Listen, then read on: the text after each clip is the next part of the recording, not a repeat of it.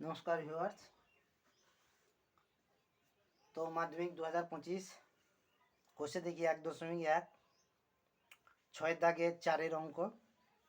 ছয়ের দাগে IV একজন ঘড়ি বিক্রেতা একটি ঘড়ি ক্রয় করে 336 টাকায় বিক্রি করলেন। একজন ঘড়ি বিক্রেতা একটি ঘড়ি ক্রয় করে 336 টাকায় বিক্রি করলেন, অর্থাৎ ক্রয় মূল্য বলা হলো না, শুধু বিক্রয় মূল্যটা বলা হলো 336 টাকা। তিনি যত টাকায় ঘড়িটি ক্রয় করেছিলেন শতকরা তত টাকা তার লাভ হলো। এটিকে দ্বিঘাত সমীকরণ আকারে প্রকাশ করতে হবে। তাহলে মনে করি ঘড়ির ক্রয় মূল্য সমান 1 টাকা।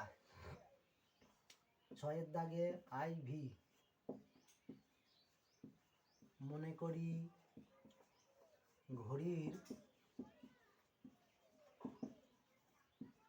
ক্রয় মূল্য সমান 1 টাকা।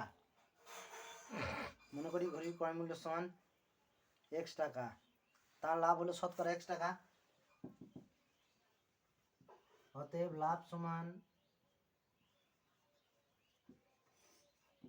শতকরা 1 টাকা। যত টাকায় ক্রয় মূল্য তত টাকা লাভ, অর্থাৎ 100 টাকায় লাভ হয় 1 টাকা।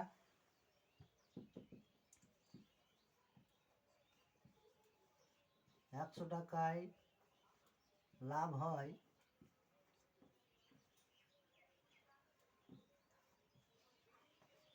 x টাকা। তাহলে x টাকায় লাভ হয় x² / 100 টাকা। x টাকায় লাভ হয় সমান x² / 100 টাকা। তাহলে শর্তানুসারে x + x² / 100 সমান 336। অতএব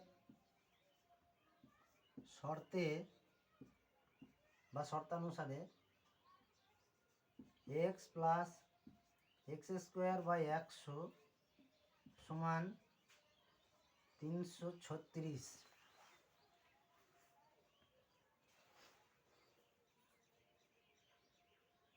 এবার এটা লসাগু হবে, বা 100 লসাগু। 100 লসাগু এটা 100x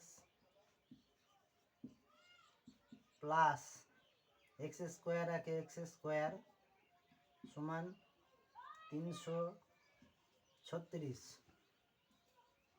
বা এটা হবে x²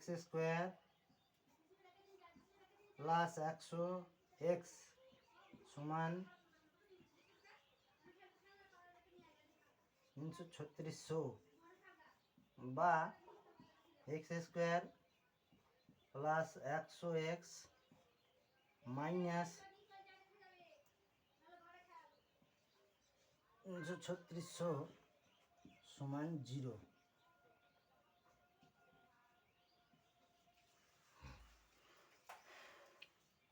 এটা হলো ফাংশন বা পাতন। তো এইটাই হলো দ্বিঘাত সমীকরণ আকারে প্রকাশ, ছয়ের দাগের IV। তো গাইজ, আশা করি তোমরা অঙ্কটা বুঝতে পারলে।